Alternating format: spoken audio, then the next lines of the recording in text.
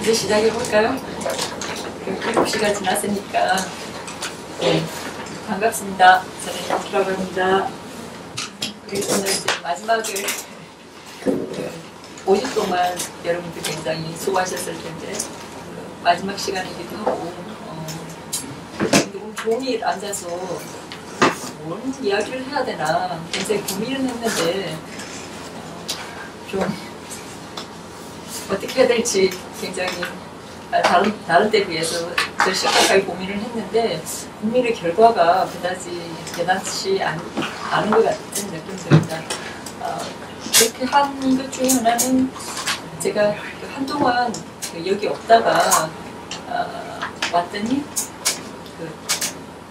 몸이라는 게 참 희한해서 여기 빈 시간만큼 회복기가 걸리는 것 같은 느낌이 들었습니다.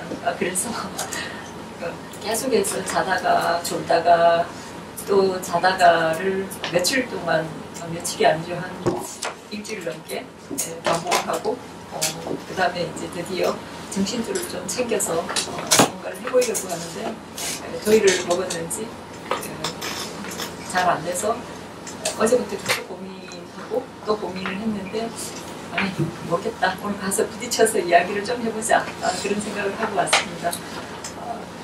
그리고 이건 그냥 들어가기 전에 쓸데없는 이야기. 어디를 갔냐면 여름에 미친 척하고 고비 사막을 갔다가 너무 더워서 정말 죽는 줄 알았습니다. 그야말로 죽을 고비를 넘기고 왔다라고 해야 되나요? 근데 낮에는 말할 수 없이 덥고 에어컨 같은 거는 생각도 못하고 다른 하나는 내가 여기에서 이렇게 물을 펑펑 썼구나 라는 이제 반성도 좀 하고, 근데 돌아오자마자 뭐 하루 만에 제자리로 돌아가더라고요. 거기서는 내가 돌아가면 물도 뭐 엄청 아끼고 그 다음에 소박하고 검소하게 살아야지, 샤워도 일주일에 한 번쯤 하고 그런 생각을 했는데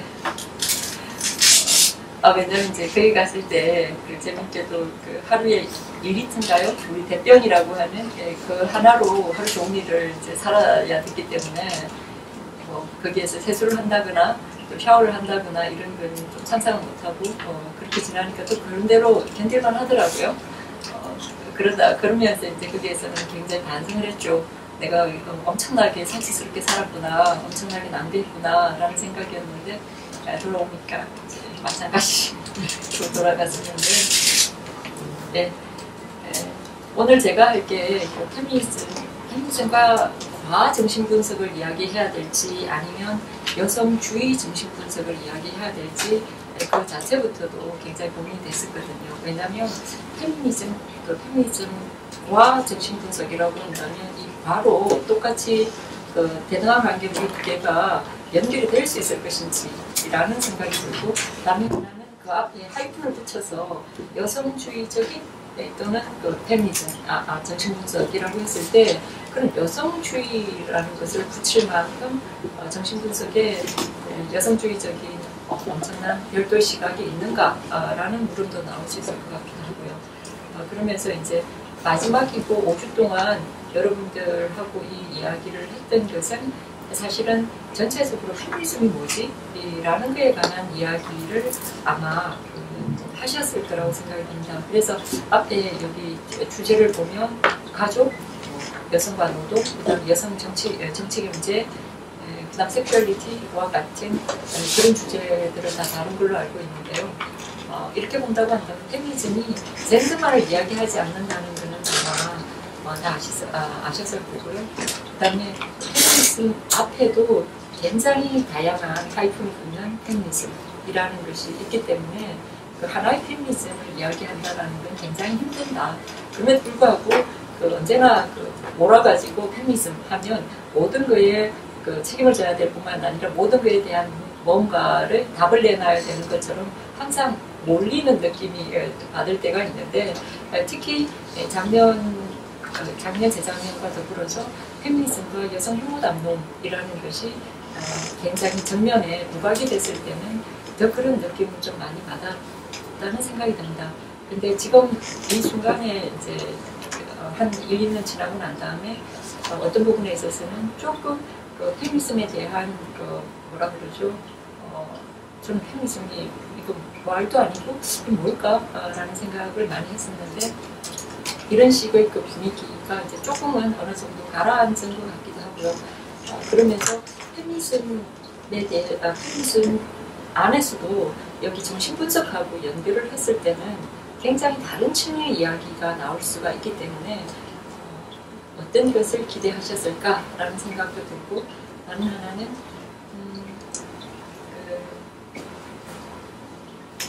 여기 기초강좌라는 것 때문에 어떻게 보면 정신분석 담론으로 들어가면 굉장히 그 층위가 복잡한데 오늘은 가장 기본적인 그 전체적인 아웃라인을 조금은 던져주고 그걸 하도로 해서 오늘 이야기를 좀 해보면 어떨까라는 생각을 합니다. 그래서 어찌 보면 페미니즘이나 아니면 정신분석학에 대해서 저보다 훨씬 더 많은 고민을 하시고 더 많이 알고 계신 분들도 계시겠지만 오늘 가장 우리 사회에서 페미니즘과 페미니즘적인 정신분석이라는 것을 이야기를 한다고 한다면 어떤 방식으로 왜 어떻게 뭘 위해서 이런 이야기를 해봐야 되는지에 관한 가장 기본적인 문제제시, 질문 이런 것을 함께 이야기해보는 방식으로 오늘 강의를 좀 강좌가 진행되지 않을까 싶습니다. 그래서 페미니즘 하시면 하도 제가 수업 시간이든 뭐든 너무 많은 질문을 받는 게 페미니즘 뭐예요? 라는 질문부터 시작하잖아요. 그래서 무슨 페미니즘 뭔가에 대한 뭐 하나의 합의가 도출되어 있는 건 아니거든요. 그렇긴 한데 각자 10사람이 있으면 10사람이 각자 다른 페미니즘을 이야기를 하고 있는 것 같다라는 생각을 할 때가 있습니다. 그렇지만 이제 정말 뭉뚱그려서 페미니즘을 이야기한다고 한다면 페미니즘이라는 것의 출발 자체가 페미니즘 기원이 있다고 한다면 굉장히 근대적인 사상과 더불어서 출발을 하지 않았나라는 게 제 생각입니다. 물론 어디로 다 거슬러 올라갈 수는 있기는 하겠지만요. 여성이 페미니즘 이전에도 여성이 있었고 페미니즘이 자기 소명을 다하고 소멸되고 난 뒤에도 여성은 여전히 살아갈 것입니다. 그렇다고 한다면 페미니즘이라는 게 무엇을 지향하고 있는지에 관한 이야기를 이제 해본다고 한다면 페미니즘은 제가 생각할 때는 굉장히 근대적인 기획이었고 그런 근대적인 기획과 더불어서 출발을 했던 게 페미니즘이라고 생각을 합니다. 그 근대 기획이라고는 근대에 대한 논의도 굉장히 다양하고 엄청나게 복잡하겠지만 이제 근대적인 기획이라고 했을 때 가장 간단하게는 인간이 인간으로서 살아가는 것에 대한 권리 주장을 하게 된 시기를 저는 이제 근대라고 생각을 합니다. 그럴 때 그 근대라고 하는 것은 모든 인간이 그 이전에는 다 다르게 태어나고 그때 다르다고 하는 것은 다르게 태어난 만큼 각자의 자기 신분에 따라서 거기에 맞춰서 적당히 살아가는 것, 그 안에서 안분자족하면서 살아가는 것이라고 한다면 근대적인 기획이라고 하는 것은 이렇게 각자 다르게 태어난 사람들이 다 같은 아무리 다르게 태어난다고 하더라도 인간은 다 같은 존재야. 인간이라는 그 사실 하나만으로 모든 사람은 자유롭고 평등해야 돼 라는 그 생각을 가지게 된 것부터가 저는 근대적이라고 생각을 하거든요. 근데 그런 근대라는 것을 가장 핵심적으로 파도로 던졌던 것이 소위 말하면 서구에서는 근대 혁명의 시기라고 생각을 합니다. 그 혁명의 시기라는 것이 근대 해방 기획인데 소위 말하자면 그 이전에 인간은 아무리 자유롭게 태어났다고 할지라도 태어나고부터는 굉장한 불평등과 여러 가지 부자유 속에서 살아갈 수밖에 없었던 인간들이 어떻게 자유와 평등, 그 다음에 모든 사람들이 행복을 추구해야 되는가를 주장하게 된 그 시점부터를 이제 근대라고 생각한다고 한다면 그 근대 속에서는 여성도 인간이므로 다 같은 인간이므로 여성 또한 그런 자유와 평등을 누려야 되는 것이 아닌가라는 그 생각이라는 것이 등장하게 된 시점이 그 서구 계몽주의 계획하고 맞아떨어진 계몽주의 해방 계획하고 함께 가는 어떤 부분이 있지 않나라는 생각을 합니다. 그래서 페미니즘이 처음에 등장했을 때는 굉장히 근대적인 계획이고 그런 의미에서 여성도 누구나 똑같이 남자와 똑같이 뭐 할 수 있는 자유롭고 평등하게 한 주체로서 다 같은 인간으로서 존중받으면서 살아야 된다라는 그 각성, 소위 말하면 깨달음이라고 그래야 되나요? 그와 더불어서 시작했다. 그런 의미에서 페미니즘은 근대적인 계획이다라고 이제 생각을 합니다. 그래서 이 근대의 이데올로기라고 하는 것이 자유, 평등, 박애라고 하는 브라드푸드라고 이야기하는 거잖아요. 그래서 근데 이 근대가 재밌다는 생각이 뭐냐면 근대 기획이라는 것은 적어도 인간이 역사의 주체가 될 수 있고 그 다음에 교육을 통해서 인간은 이성적인 이성이라는 것이 교육을 통해서 갖는 것인지 아니면 이성이라는 것이 주어져 있는 건지는 모르겠지만 그랬을 경우에 이성과 역사와 진보와 해방을 믿었던 때가 근대라고 생각을 합니다.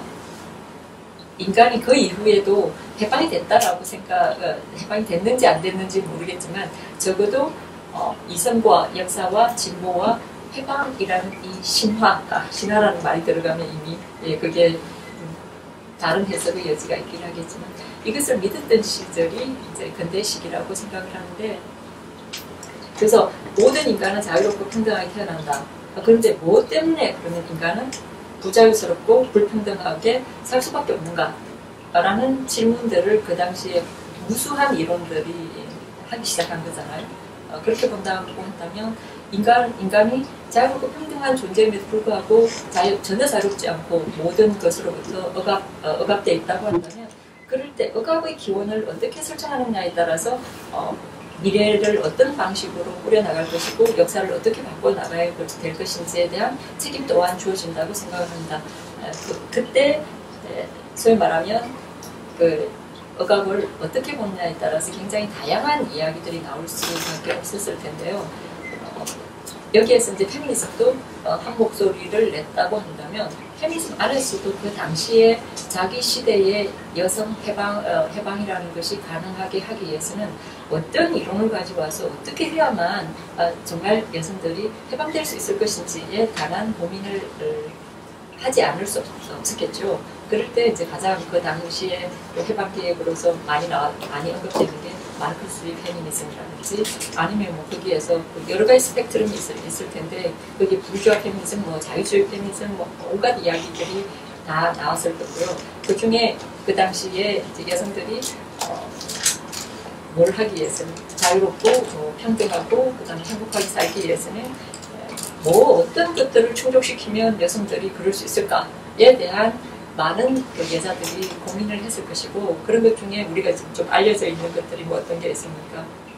참정권 이야기들 많이 하잖아요. 그래서 스프리젯 영화도 나왔었고 그래서 여성들이 뭐가 될 수 있는가? 정치의 주체가 될 수 있는가? 여성들이 또한 경제적으로 굉장히 열등한 위치에 취약한 위치에 있다고 한다면 여성이 경제적으로 독립할 수 있는가? 경제적인 독립이 가능하다고 한다면 뭐 적어도 누구한테 의존하지 않을 것이다. 많은 사람들한테 여자들이 의존하는 것에서부터 벗어날 수 있지는 않겠는가. 그렇다고 한다면 여성이 자율적인 주체가 되고 독립적인 주체가 되는 데 있어서 여성에게 교육을 통해서 뭘 할 수 있다고 한다면 경제적인 독립을 하고 그 다음에 일자리를 가질 수 있다고 한다면 그리고 정치적으로 투표권도 갖고 그 다음에 공적인 영역으로 여자들이 나갈 수 있다고 한다면 그러면 여자들이 뭐 할 수 있을까요? 자유로운 주체가 될 수 있지 않을까라는 그런 이야기들을 할 수밖에 없었고 그런 이야기들을 했던 여러 이제 이점들이 있는 거죠. 그럴 때 그 페미니즘 안에서도 그 앞에 하이픈이 붙는 페미니즘 중에 다양한 그 목소리 중에 마르크스주의 페미니즘, 부르주아 자유주의 페미니즘, 그때는 이제 급진주의라는 말은 그 당시에는 아예 있지가 않았지만요.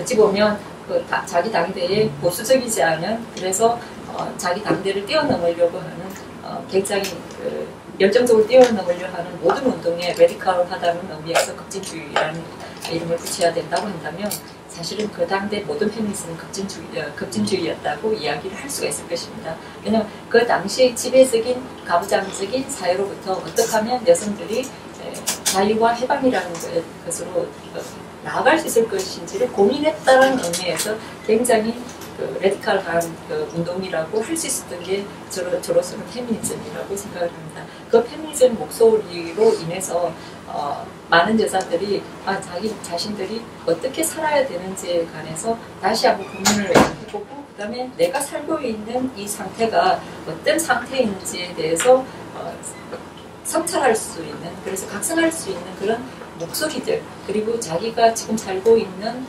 방식에 대해서 자기 스스로를 설득할 수 있고 설명할 수 있는 그런 이야기들을 제시해 줬던 것이 초기에 페미니즘이 하고자 했고, 그 다음에 그런 역할을 어느 정도 수행을 했다고 봅니다.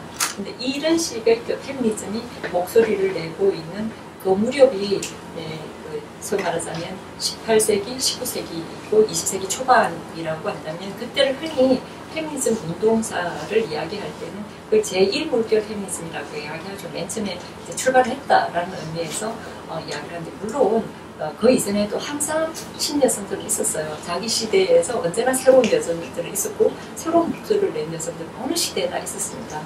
그리스 시대도 있었고, 그다음 우리의 어느 시대도요. 조선 시대도 있었고, 그 이전에 단군 시대도 있었을지 모르겠죠. 단군 신화 이야기에서 웅녀가 아니라 호녀, 소위 말하면 뛰쳐나간 여자들 있잖아요. 그런 여자들. 그러니까 자기 시대가 뭐 하느냐, 요구하는 방식으로부터 일탈하면서 탈출한 여성들은 어느 시대나 있었다. 그런 여자들을 뭐라고 이야기한다면요, 자기 시대의 그 지배 질서 속에서 새로운 방향으로 나아가려고 하는 사람들이 있었다고 한다는 의미에서 신이라는 것을 붙인다고 한다면, 그런 신 여성들은 어느 시대나 있었지만 그것이 특정한 시대의 특정한 목소리로 집단적으로 나오기 시작한 것이 19세기이지 않을까라는 이야기입니다.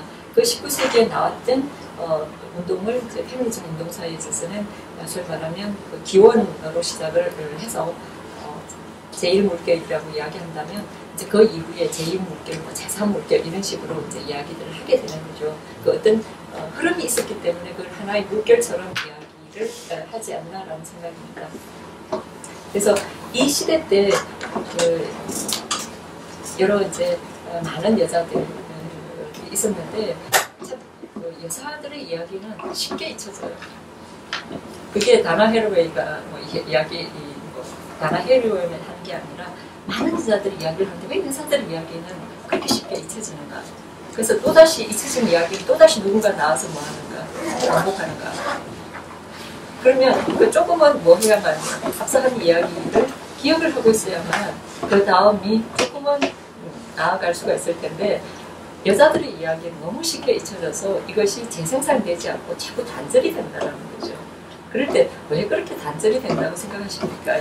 만약에 여기 계신 분들 생각하신다면 너무 쉽게 잊혀진다라고 이야기하거든요. 그래서 여성의 전통이라고 하는 것은 굉장히 알츠하이머, 문화적 알츠하이머를 앓는 것처럼 된다고 한다면 왜 그럴까? 계보기가 아부장된 아들이 아버지를 이어가는 다른 가정에 가서 어머니가 되잖아요. 어머니가 됩니다. 그러니까 이게 정말 그 가족만 얘기하는 게 아니라 사회적인 구조로 봐도 이어받지 못하고 어딘가 다른 대상으로 돼서 단절이 되는 게 아니니까 아니에요. 어떤 것이든지 잊지 않고 이거는 뭐가 돼야 됩니까? 문화라고 하는 건 재생산이 돼야 되거든요. 그리고 이것이 뭐 해야 되고요? 전수돼야 되고요. 그래서 그 다음 세대가 뭐 해야 되고요? 다시 물려받아야 됩니다. 근데 이것이 지금 방금 이야기하신 것처럼 여자들의 이야기들은 자기 세대가 자꾸 끝난다는 거죠. 단절이 된다는 거죠. 근데 그 문화라고 하는 것 자체의 담당자, 일선에 서 있는 사람들은 항상 꼭 아니라고 하더라도 언제나 거기에 뭐기 때문에, 남성들 같은 경우에는 그 아버지의 상징적인 질서를 자기네들이 뭐 하면 그렇죠, 물려받잖아요. 그래서 그것을 재생산하고 또다시 생산해낼 수 있는 그런 어떤 전통이라는 것이 계보, 전통, 질서, 그리고 아버지의 이름을 물려받으면서 유지될 수 있다고 한다면 여자들은 그런 식의 계보라는 것이 거의 없기 때문에 항상 제자리 걸음을 자꾸 반복하는 방식이고 그래서 잘 잊혀진다 이런 이야기를 하는 거죠. 근데 이제 그 시설을 다시 그렇기 때문에 우리가 잊지 않고 가서 매몰되고 묻혀지고 그다음에 소멸된 여성의 이야기들을 다시 한번 복원하거나 발굴을 해낸다고 한다면 그것은 발굴이라고 하는 작업 자체는 그것이 그대로 발굴되지는 않죠. 언제나 발굴됐을 때는 우리 당대의 문제의식과 그 다음에 당대와 만나서 이야기들을 또다시 만들어내는 방식이기 때문에 언제나 과거라고 하는 것은 우리의 현재와 만나서 현재 시점으로 재해석한 과거로 우리가 만날 수밖에 없다고 생각합니다. 근데 그런 이제 여성의 전통을 복원하기 위해서 또는 발굴하기 위해서 생각을 해본다고 한다면 근대 시기에는 알려진 대로 잘 아시겠지만 인권 선언을 했던 프랑스 혁명에서 했던 것이 이제 인권 선언인데 그 당시에 여자들도 목소리를 내지 않았냐면 목소리를 낸 여자들도 있었다.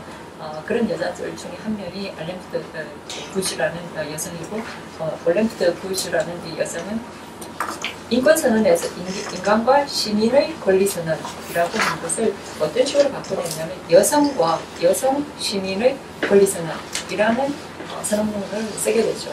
이게 인권선언이 인간과 시민의 권리선언이 나왔던 때가 1789년 이게 프랑스 혁명하고 같은 시기에 나왔습니다. 그런데 올렘프트 구시가 여성과 여성 시민의 권리선언을 한 것이 1792년이에요.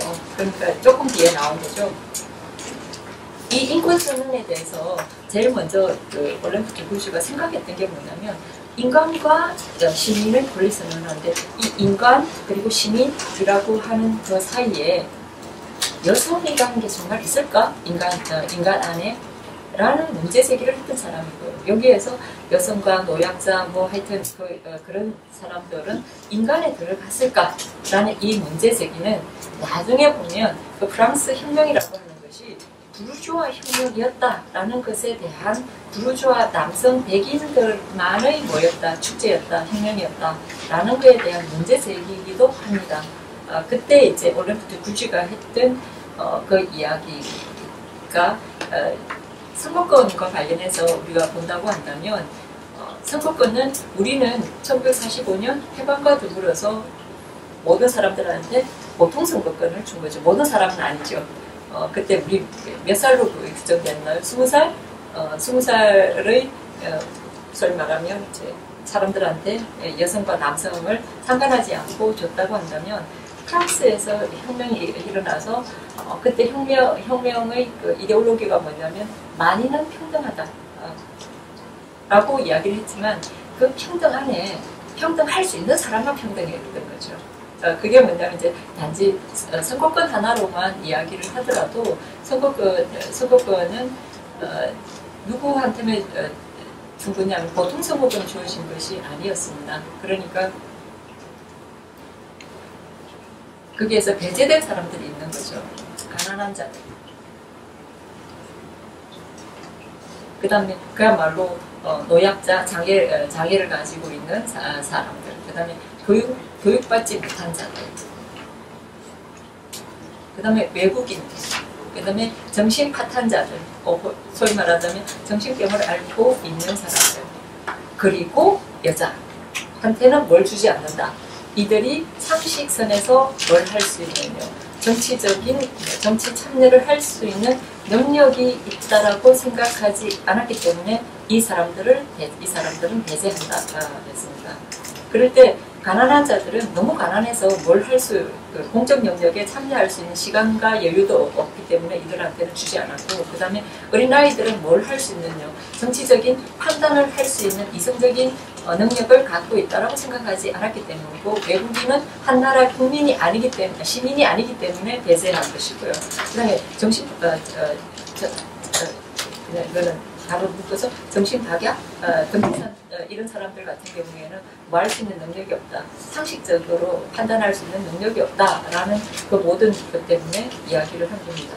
그런데 이 모두는 사실은 뭐 할 수 있는 자격이 있다. 자기 조건만 뭐 하면은 지금 현재 상태를 개선하면 언제든지 다시 뭘 가질 수가 있습니까? 투표권을, 선거권을 가질 수가 있습니다. 가난한 자는 뭐가 되면 되는 것이고, 부자가 되면 되는 것이고, 교육을 못 받은 사람은 뭘 하면 되고요. 교육을 받으면 되고요. 외국인은 뭘 하면 되고요. 그 나라 시민권을 획득하면 되는 것이고, 정신줄을 놓친 사람은 정신줄을 챙기면 되는 것이고, 정신줄이 항상 나가 있는 것이 아니라고 한다면 정신줄을 다시 챙기면 되는 거잖아요. 여자는요? 여자는 조건이 개선될 게 하나도 없어요. 그렇지 않나요? 여자는 여자라는 이유만으로 대세된 거잖아요. 교육을 받든, 그 다음에 나이가 들었든, 부자든 상관하지 않고 여자는 뭐 했다는 겁니까? 배제를 시켰다는 거죠. 그거에 반발한 사람이 누구라는 겁니까? 올림픽 구주라는 거예요. 왜 여자한테는 정치에 참여할 수 있는 권리를 원천적으로 봉쇄를 하는가? 그 혁명에 여자들이 참여 안 한 것도 아니었는데 거기에서 우리에게 빵을 달라고 하면서 나가서 다 같이 바리케이트 쌓고 함께 다 참여를 했음에도 불구하고 그 뭐가 끝난 시점에서 혁명이 끝난 시점에 여자는 모두가 왕창 배제됐다. 그러면서 여성에게도 여성에게도 남성과 똑같은 권리를 달라라는 것이 올림픽 구주가 이 선언문을 쓰게 된 것이었습니다. 그런데 이 올림픽 구주는 바로 그렇게 이야기했다는 것만으로 소위 말하면 단두대에서 재앙을 당하게 되거든요. 그 로베스피에르의 소위 말하는 공포정치라고 이야기하는 그 시점에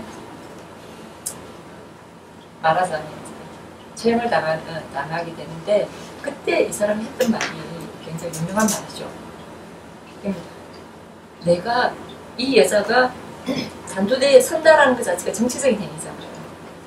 그러므로 여성이 뭐에 설 수 있다고 한다면 단두대에 설 수 있다고 한다면 뭐에도 설 수 있어야 된다라는 것이 이 사람이 했던 굉장히 유명한 말입니다.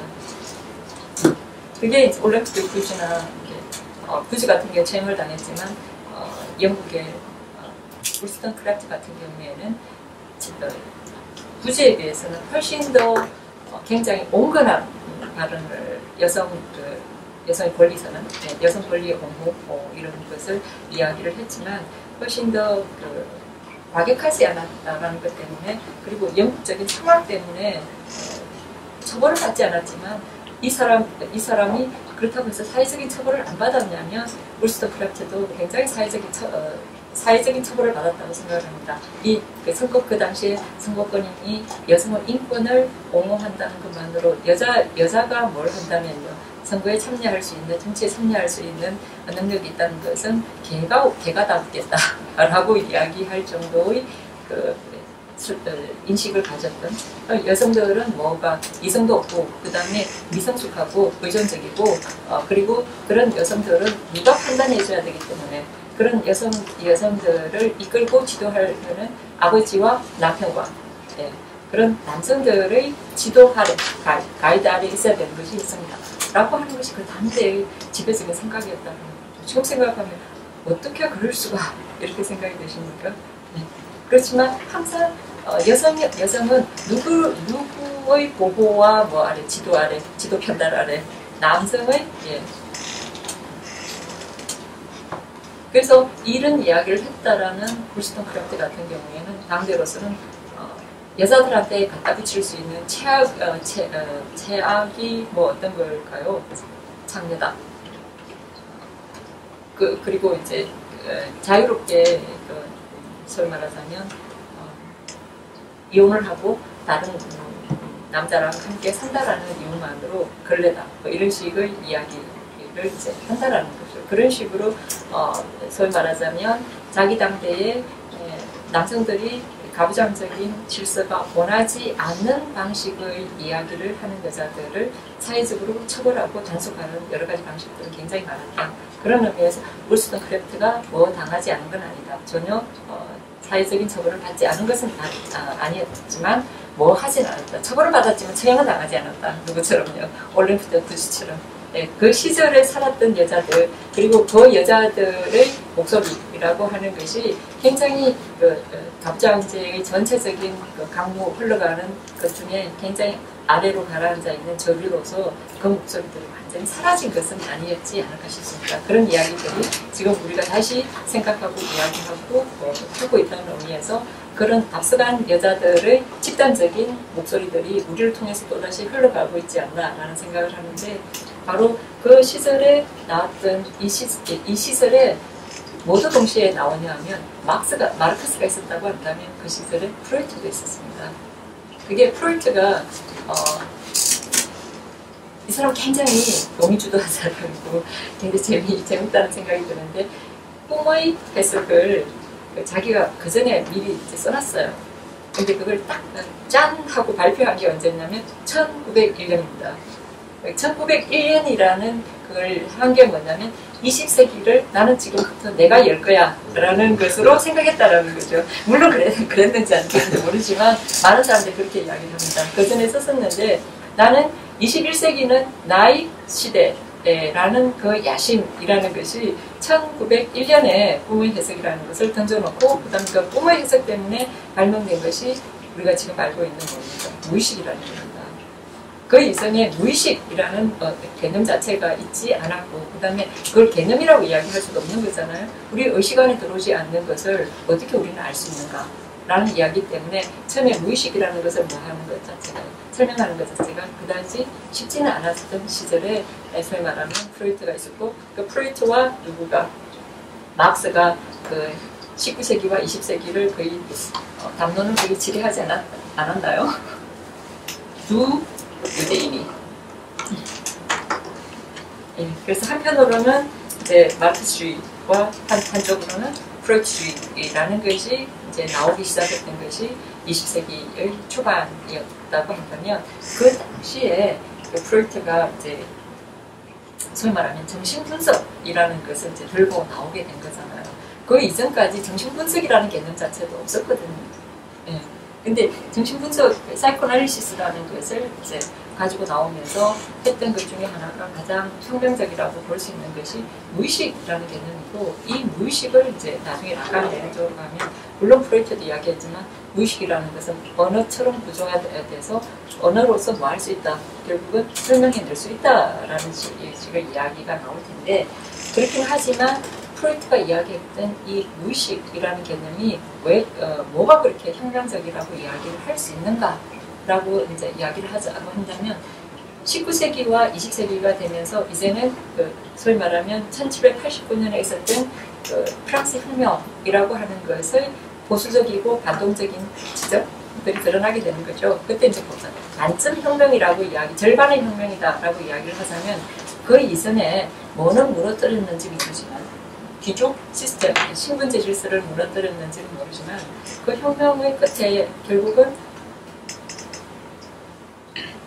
그 혁명의 끝은 부르주아들이 뭐를 잡게 되느냐 그걸 지배 계급이 되는 지배 세력이 되는 방식이 되는 거죠. 그래서 신분제 사회가 이제는 뭘로 가게 되느냐 마르크스에 의하면 계급 사회로 가게 되는 시절을 열게 되었다는 의미에서 여전히 가난한 플로레타리아츠 같은 경우에는 모르겠죠.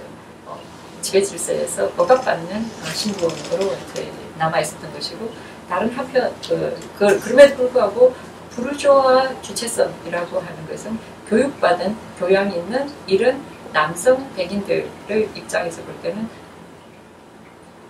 부르주아 주체만이 어떤 부분에 있어서는 이성적인 주체이고 그 다음에 자기네들이 뭘 할 수 있느냐 역사를 자기네들이 만들어갈 수 있고 그런 부르주아 주체를 가장 철학적으로 이론화했다라고 흔히 이야기하는 사람이 데카르트입니다. 그래서 이제 데카르트를 저는 잘 아는 거 아니지만 프로이트가 뒤집으려고 했던 사람이 누구다? 데카르트적인 주체다. 데카르트적인 주체라고 하는 것은 나는 코기토 에르고섬이라고 이야기하는 거 있잖아요. 코기토라고 이야기하는 것은 나는 생각한다. 그리고 나는 존재한다. 라고 이야기하는 이 명제 아무것도 아닌 것 같은 이 명제라고 하는 것이 소위 말하면 부르주아 그 자아라는 것의 토대를 만들어줬다라고 이야기하는 겁니다.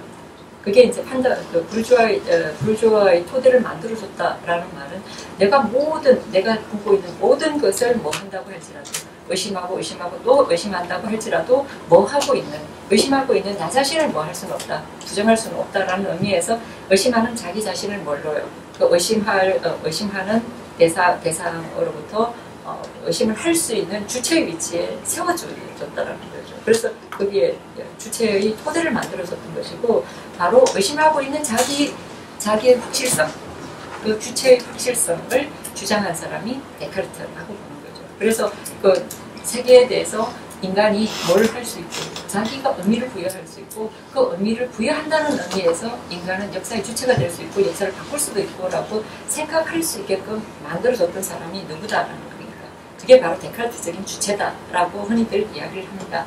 그 데카르트적인 주체가 가지고 있는 확실성, 내가 회의하고 있는 나 자신을 뭐 할 수는 없어, 회의할 수는 없어 라고 하는 그 아이러니한 확실성을 무너뜨린 사람이 누구다라고 보냐면 프로이트다.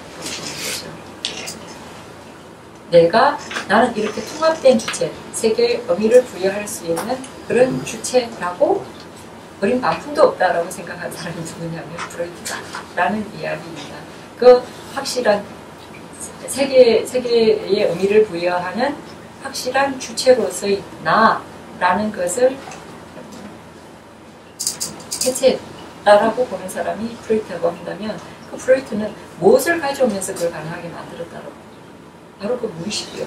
의식 주체가 아니라 내가 의식하고 있는 것은 진짜 내가 의식하고 있는 것 자체가 대단히 뭐에 의해서 만들어지는 거야. 무의식에 의해서 만들어지는 것이거든. 이라고 하면서 완전 뒤집어 놓은 거예요. 그래서 인간이 명료한 의식을 가지고 이성적으로 세계의 의미를 부여한다라는 그 확실성 자체를 완전히 무너뜨리게 만든, 그러므로 해서 인간이 가지고 있는 나르시시즘을 왕창 깬 사람이 누구다? 프로이트다 라는 의미에서 그 당시로서는 프로이트가 가지고 있었던 그 혁명성이라고 하는 부분을 이야기를 하죠. 그래서 부르주아 주체가 가지고 있는, 부르주아적인 자아가 가지고 있는 확실성과 그 나르시시즘과 자만이라고 하는 것, 우리가 지금 지배계급이고 우리가 세계에 대해서 의미를 부여하고 우리는 이성적이고 그러므로 해서 뭐 할 수 있는 거죠. 세계를 충분히 지배할 수 있는 능력을 가지고 있거든 이라고 하는 그 부분을 뭐 했다라는 거죠. 무너뜨릴 수 있는 어떤 목소리를 사람들한테 부여해 준 것이 아닌가라는 것이 프로이트가 초기에 가졌던 소위 말하는 혁명성, 정치성이라고 이야기를 합니다. 네. 그러므로 해서 여기에서는 근대 사상이라고, 현대 사상의 핵심이 되는 그 이성, 항상 우리는 이성적인 주체, 이런 이성 신봉자하잖아요. 뭘 죽이고 난 다음부터는, 신을 죽이고 난 다음부터는 그 신의 자리를 대신한 것이 사실 이성이라고 할 수도 있을 것이고, 그 신이 어디 있는지는 모르지만 그 신을 자기 내면에다가 옮겨놓은 것이 뭐 양심 내지는 양심으로서의 이성이라고 이야기한다면, 그 이성이라고 하는 부분을 프로이트는 또다시 굉장히 해체를 한 부분이 아니냐라는 건데, 그 프로이트가 했던 것이 역사와 진보와 해방과 같은 근대적인 이데올로기라는 것을 신화라는 부분을 무너뜨리려고 했던 부분이 아닌가라는 이야기입니다. 처음부터 이걸 무너뜨리겠다라고 생각을 해서 출발하지는 않았겠죠. 그런데 프로이트 이론을 가져와서 소위 말하면 지금과 같이 지배계급이라고 하는 부르주아 지배계급을 어떻게 하면 거기에 틈을 낼 수 있을 것인지를 고민하고 생각을 한다고 한다면, 프로이트를 끌고 들어오는 것이 굉장히 경제적이겠다, 용도가 있겠다라는 생각을 그 당대로서는 하지 않았을까라는 생각을 합니다. 그래서 그 인간 불평등의 기원을 마르크스 같은 경우에는 그것이 소위 말하면 이 인류 역사 자체는 계급 투쟁의 역사이고, 그 계급 투쟁이라는 것이 이렇게 일어날 수밖에 없었던 것은 소위 말하면 소유 개념, 사유재산에서 사실 모든 인간의 불평등이라는 것이 출hiện 했다. 쉽게 이야기하자면 만병의 근원은 뭐야? 사유재산이야, 소유 개념이야 라고 이야기를 한 거잖아요. 근데 프로이트가 볼 때는 그런가? 그러면 우리가 뭐만 하면은, 사적 소유만 없애면은 인간은 자유롭고 행복하고 평등해지는가? 그래서 우리 그 실험해봤잖아요, 그죠? 우리가 한 건 아니지만 정말 실험했죠. 네. 근데 프로이트는 그게 그 자체에 대해서 굉장히 회의적이었어요. 마르크스가 생각하는 것처럼 인간을 낙천적으로 인간의 그 선량한 품성이라고 하는 것을 보지 않았다.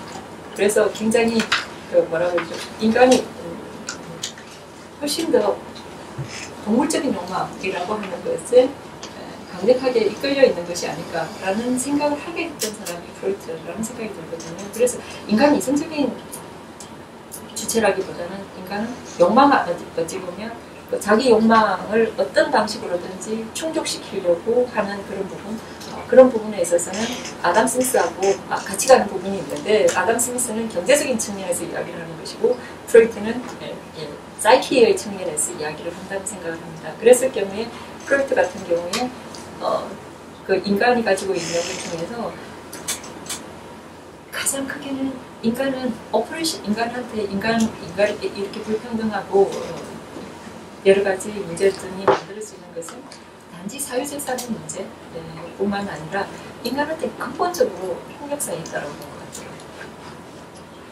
사유재산 없었을 때도, 사유재산이라고 할 만한 것이 없었을 때도 뭐했다? 인간은 진짜 치열하게 서로를 죽이고 전쟁을 하고 했다라는 거예요. 그 잔인한 폭력성 같은 게 있었다라고 이야기한다고 한다면 인간은 굉장히 존재적 폭력적일 뿐만 아니라 그런 폭력성이라는 것이 억압을 시켜놨을 때는 이것이 어딘가 다른 곳에서 뭐할 수밖에 없다. 다른 형태로 드러나는 방식으로 결국은 그런 욕망을 어딘가에서 드러내는 것이다 라고 이제 보았던 것이고, 그 가장 기본의 인간한테는 사회적인 억압만 있는 것이 아니라 자기 내면의 억압이라고 하는 리프레션도 있어서 그 억압이라는 것을 무엇을 억압을 했을 때 그런 것이 드러난다고 보냐면 인간이 가지고 있는 유기체로서의 가장 기본적인 성욕이라고 본 것이죠. 그것이 인간의 가장 기본적인 욕망이라고 설정을 한 것이고, 그것을 억압함으로 해서 인간은 뭘 만들었지만, 문명이라고 하는 것을 만들었지만 그 문명의 대가는 엄청나다라는 것입니다. 그것을 싸그리 할 수 있을 정도로 파괴할 수 있을 정도의 그 폭력성을 또한 인간한테 동시에 가지고 있다라고 이야기를 하는 것이고, 그것이 문명과 그 불만에서 프로이트가 기본적으로 이야기하는 것입니다. 근데 이 당시는 우리는 당대적인 맥락을 보지 않고 어떤 이야기를 한다는 건 무의미하다는 생각이 드는데, 프로이트가 그런 식의 이야기를 할 수밖에 없었던 것은 프로이트가 39년인가 죽었거든요. 1939년인가. 근데 이건 1차 세계대전이 끝나고 그 다음에 유대인으로서의 자기의 모든 유대인들이 앞으로 뭐 할 수 있는 조짐이 보였던 때냐면 아우슈비츠에서 600만 명이 죽을지도 모른다, 살해될지도 모르는 그 시설의 유대인으로서 유럽의 강기의 한가운데를 통과했던 사람입니다. 그래서 그 인간한테 있는 광기라고 하는 것을 인간 이성적인 주체가 아니라 인간 역사는 진보하는 것도 아니고 인간이 이성적인 주체도 아니야. 이 사람 이야기로 하자면 인간은 광기와 이성이라는 경계를 오가는 존재이고 역사는 진보가 아니라 악몽이다라고 나이트메어라고 그야말로 봤던 그런 시절을 살았기 때문에 인간에 대해서 굉장히 어떤 부분에 있어서는 염세적인, 그리고 인류의 미래에 대해서도 그렇게 낙관적으로 보지는 않았던 것 같습니다. 그래서 정신모습을 계속 들여다보고 있으면 정말 인간이 존중받을 만한 생명체인가? 글쎄요. 물음표를 계속 붙이게 되는. 그리고 인간의 성욕이라고 하는 것은 정신모습은 진화심 이야기나 이런 쪽은 인간과 동물이 어떻게 하면 서구 철학은 어떤 부분에 있어서 뭐 제 혼자 많은 생각일지는 모르겠지만 어떻게 하면 인간과 동물을 구분할 수 있을까를 계속 생각해왔던 것이 서구 철학의 전통이라고 생각을 합니다. 근데 인간은 동물의 속성을 가지고 있죠. 그렇지만 가지고 있기 때문에 뭐 하고 싶으면 그 동물적인 속성으로부터 인간이 인간임을 주장하고 싶은 어떤 것을 가지고 있는가를 끊임없이 고민해 왔던 것이 서구 철학, 여기 인간과 동물을 구분 짓고자 한 것이고, 그런 것 중에 뭐 많은 것들이 인간은 이성적인 주체다, 인간은 사회적이고 인간은 정치적인 동물이고 인간은 도구를 쓰고 인간은 또 뭘 하고 그래서 인간은 어떻고 좋다 그거는 뭐하고 달라 동물하고는 달라 라고 이야기를 했는데 정말 그런가? 정말 그럴까? 라는 것을 이야기를 해줬던 것이에요.